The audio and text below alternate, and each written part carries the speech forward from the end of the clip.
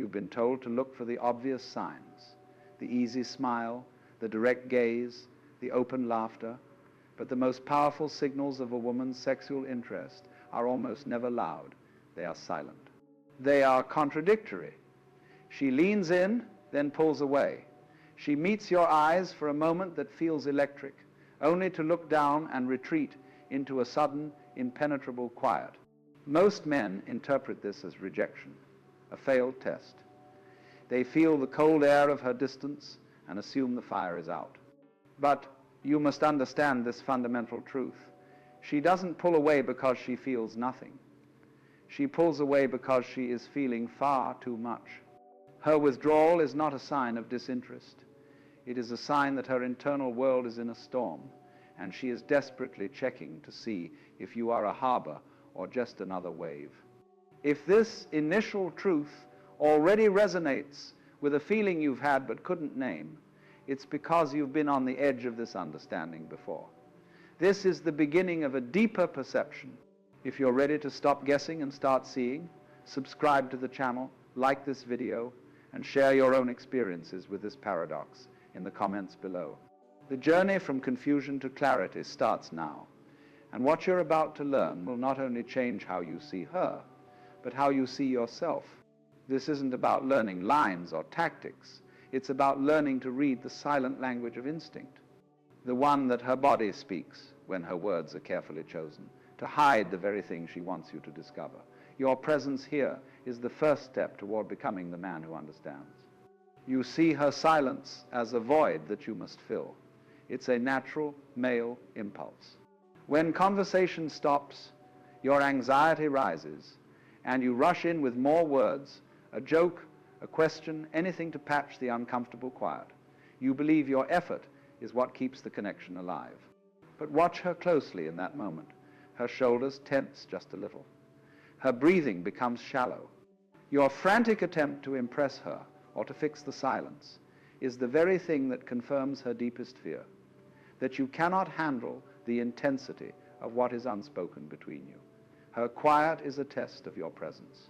She is not waiting for you to say something clever. She is waiting to feel if you are grounded enough to simply exist with her in that tension without needing to resolve it. Your words are a shield against your own discomfort. This is the central conflict raging inside her, the one that creates the push and pull you find so confusing. A primal, non-verbal part of her is drawn to you with an instinctual force, while a deeply conditioned, logical part of her is scanning for safety. Her body, the honest vessel of her desire, says yes, long before her mind grants permission. You see it in the way her pupils dilate when you speak, or the unconscious way she orients her body towards yours, even while her face remains neutral. These are not invitations for you to act. They are involuntary confessions of her interest. She is fighting a war between her instinct and her need for emotional security, and the battlefield is her behavior. The man who wins is not the one who fights, but the one who provides the calm, unmovable ground where her desire can finally win its own war. So you feel her pulling away, and the lie you've been taught your whole life screams in your mind you are losing her. You believe her silence is a verdict, a judgment on your value. Her distance feels like a personal failure. Your immediate instinct is to close that gap. You text again. You call. You try to force a connection back into existence, believing your effort is the glue holding everything together. But look at what you're actually doing. You are reacting to a phantom, fighting a battle that exists only in your own fear. Her withdrawal is not a measure of your worth. It is a measure of her own internal chaos. Your frantic chase doesn't prove your interest. It proves to her that you cannot stand on your own, that your emotional stability is dependent on her constant validation. And a man who cannot stand on his own can never be her rock. This belief that you must times something to fix her distance is the most common trap. You see her retreat as a problem to be solved, and you appoint yourself the solver. You analyze her last words, her tone, the emojis she used, searching for the mistake you made. Tell me if this sounds familiar. This desperate search for a logical reason is a complete misunderstanding of the emotional current you are in. Attraction is not a negotiation. It is not a logical debate you can win with the right argument or the perfect text message. Your attempts to reason with the storm are futile. She doesn't need your explanation or your apology for a crime you didn't commit. She needs to feel your unshakable presence.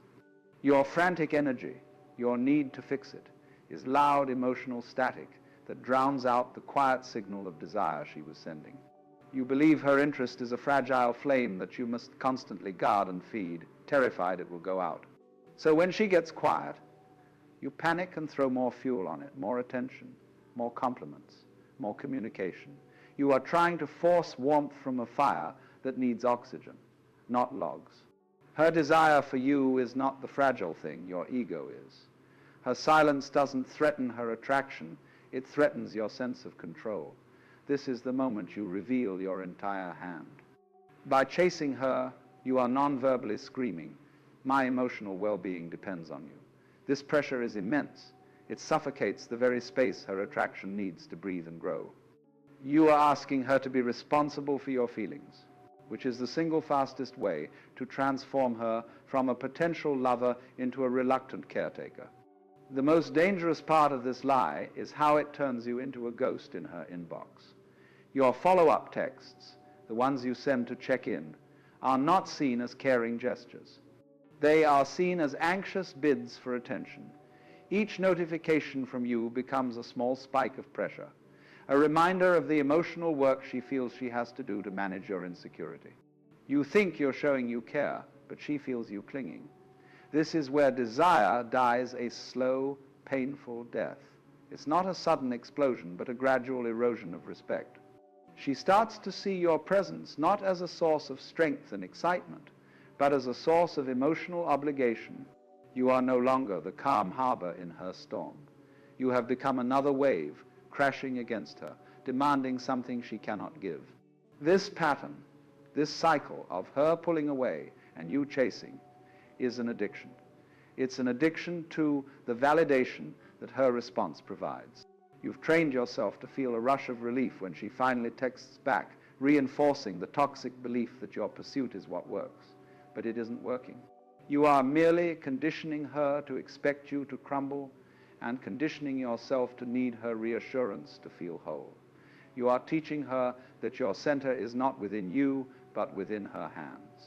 A woman is not sexually drawn to a man whose emotional stability she holds captive. She is drawn to a man whose presence is a freeing force, a man so grounded in his own world that her coming and going doesn't shake his foundation in the slightest. He is the constant she can return to. So you've created a self-fulfilling prophecy. You fear she is losing interest, so you act in a way that is fundamentally unattractive, which then causes her to actually lose interest. You are the architect of your own heartbreak. The lie you believe that her distance is about you forces you into a desperate, reactive posture. It strips you of your masculine power, which is rooted in calm, unwavering presence. You think you are fighting to win her back, but you are only fighting against yourself. The truth is, you lose her not in the moment she goes silent, but in the moment you decide her silence is a problem you need to solve. Your need to control the interaction is precisely what makes you lose all control over its outcome. You become a participant in a game you can't win, instead of the observer who understands it all. The hidden truth is that her behavior is not a strategy, it is a symptom of an internal war. Deep within her, two ancient forces are in conflict: the primal, instinctual drive of her desire and the deeply conditioned, logical need for psychological safety. Her body, an honest vessel of instinct, will often say yes, long before her mind grants permission. You see this conflict in real time. She will lean in, her eyes will soften, a genuine smile will flash across her face, and then, just as quickly, she will catch herself. She will pull back, her posture will close off, and a wall of neutrality will descend. You are not witnessing rejection. You are witnessing the front line of her internal battle.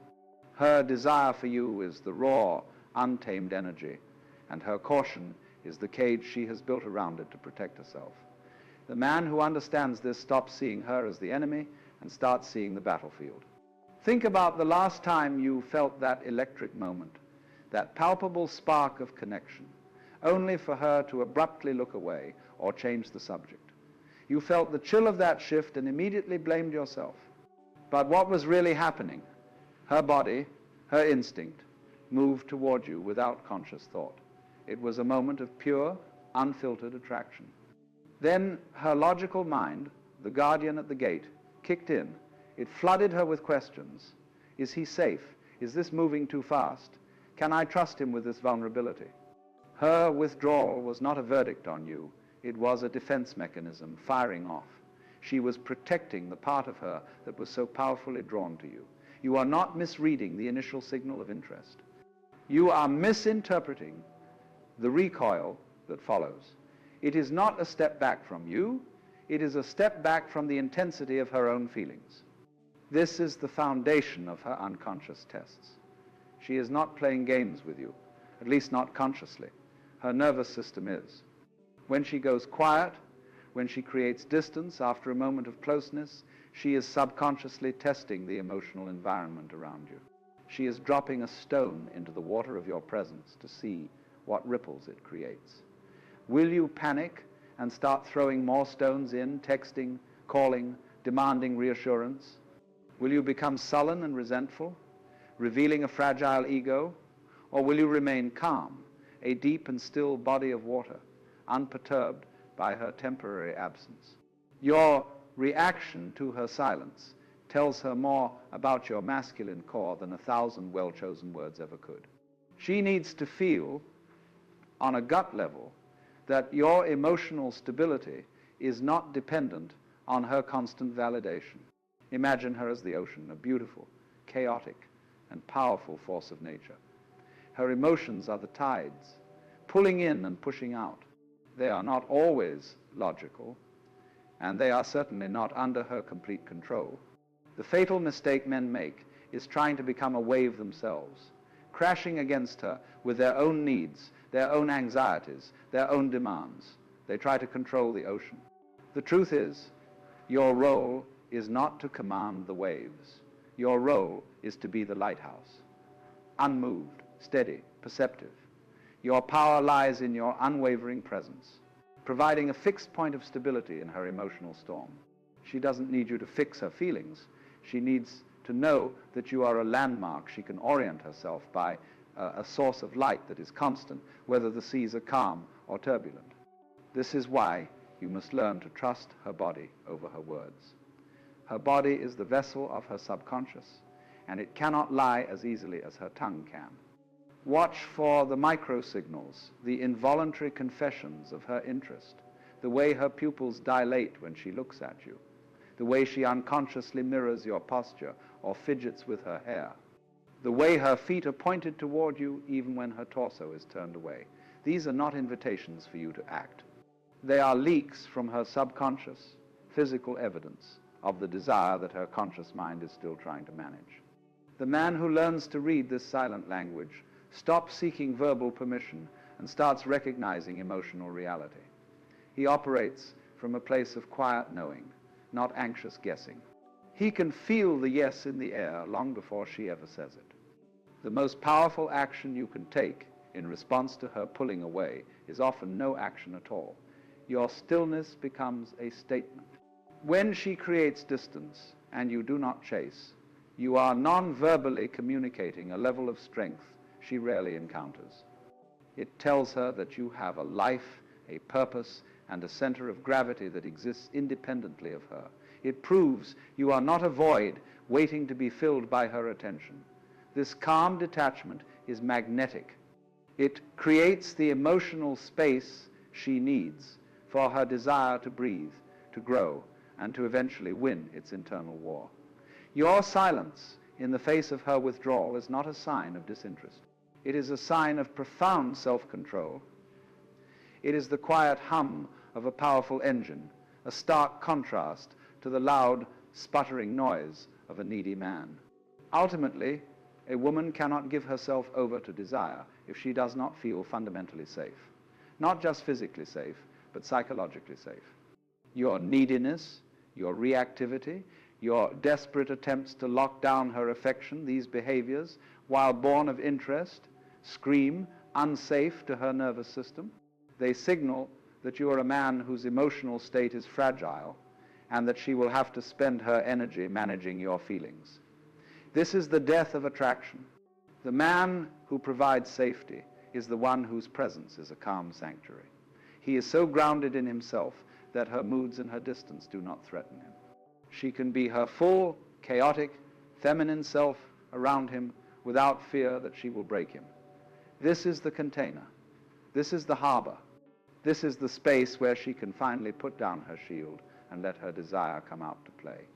So the great revelation is this: the attraction was most likely already there. You didn't have to create it. You didn't have to force it. Your only job was not to destroy it with your own fear and insecurity. The entire dynamic you thought was about winning her over was actually about you not losing yourself. Her tests were never about your worth, they were about your stability. Her distance was never about your flaws, it was about her fears. By shifting your focus from what do I need to do to get her to who do I need to be to allow this to unfold, you change the very fabric of the interaction. You move from a place of frantic action to a place of powerful being. You stop trying to grab the water, and you become the container it naturally flows into. The moment she pulls away, the average man panics. His mind floods with 1,000 anxious questions, and his thumb hovers over his phone, ready to send a text to fix the sudden coldness. He sees her silence as an empty space he must desperately fill. But the man who understands does something radically different. He does nothing. He breathes. He observes the silence not as a void, but as a field of intense energy. He recognizes it for what it is, a test of his emotional core. Her withdrawal is a storm cloud, and she is watching to see if he will run for cover or simply stand, unafraid of the rain. His stillness is his answer. It is a quiet declaration that his peace does not depend on her presence. And that is the most powerfully attractive statement a man can make. He doesn't just pass her test, he transcends it. This is the art of non-resistance. You cannot grasp water by clenching your fist. The more you try to control the interaction, the more it slips through your fingers. The centered man knows this. When she creates distance, he doesn't see it as a problem to be solved, but as an invitation to return to his own center. He puts his phone down. He engages with his own life, his own purpose, his own thoughts. His world does not shrink to the size of her response time. This isn't a strategy to make her miss him. It is the natural state of a man who is whole without her. He becomes so still, so present in his own existence, that she feels his absence more profoundly than she would ever feel his frantic pursuit. He is not ignoring her. He is simply refusing to let her emotional tide pull him from his own solid ground. Imagine the energetic difference. The needy man, in his silent panic, radiates a chaotic, grasping energy that she can feel from miles away. His silence is loud with desperation. The centered man, however, radiates a calm, gravitational presence. His silence is peaceful, grounded, and complete. It communicates without words that he is the source of his own emotional stability. When she instinctively pulls back to test the environment, she doesn't find a vacuum of neediness trying to suck her back in. Instead, she finds a solid mountain. This unshakable quality is the very definition of psychological safety she has been subconsciously searching for. Her desire, which was at war with her fear, now sees a safe harbor where it can finally emerge. You've felt this shift before, haven't you? The moment your own calm changes the entire dynamic. The ideal reaction, therefore, is an internal one. It is a shift in perception, not a change in tactics. When you feel that familiar pang of anxiety as she grows distant, you must learn to welcome it as a signal. It's a reminder to turn your attention inward, not outward. You don't ask, what did I do wrong? You ask, why does this threaten my inner peace? The answer reveals the work you must do on yourself. Her behavior becomes your mirror. Her storm is your opportunity to practice being the lighthouse. This is not about suppressing your feelings, but about mastering them. It's the quiet understanding that your value is not determined by her validation. This realization, once truly felt, dissolves the very foundation of neediness. It is the beginning of true masculine freedom. When you stop needing her to be a certain way, she becomes free to be who she is. And paradoxically, that is when she will feel most drawn to you. Your lack of reaction is not coldness. It is a profound form of respect. You are respecting her freedom to move, to feel, to be uncertain, without making it about you. This gives her the emotional space she desperately needs. You don't attract by chasing. You attract by becoming a space she wants to enter. Your unwavering presence becomes the silent answer to the unasked question her soul is posing. Are you strong enough to handle all of me? When you can stand calmly in the face of her chaos, her instinct recognizes you as a man of immense strength, a man she can finally surrender to without losing herself. So the next time she pulls away, see it not as a rejection but as a graduation. It is the final exam. The common man fails by reacting with either desperate pursuit or wounded anger. The centered man passes by simply being. He doesn't fight her silence. He harmonizes with it. He understands that the entire interaction was never about him winning her over. It was about him not losing himself.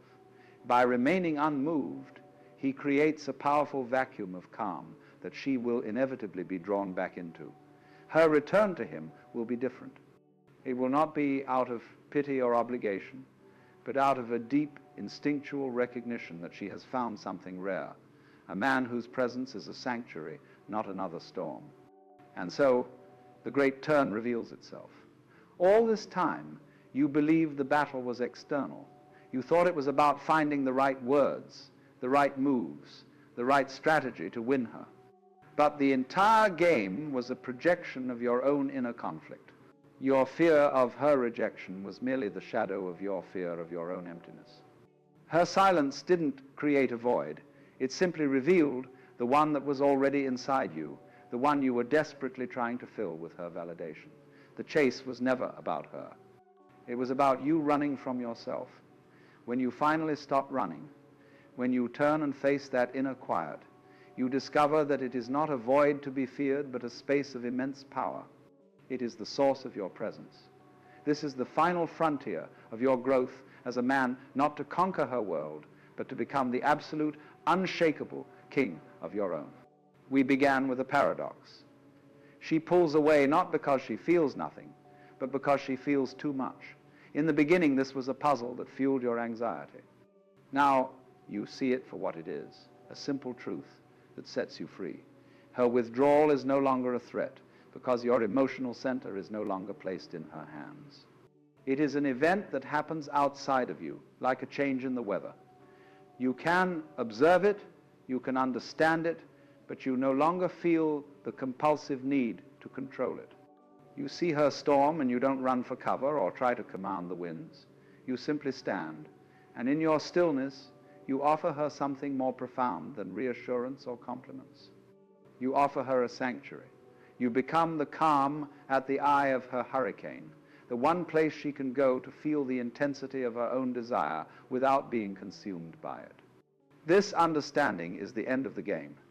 The entire dynamic of chasing and retreating, of testing and proving, only exists in the presence of anxiety. It requires two players who are not yet whole.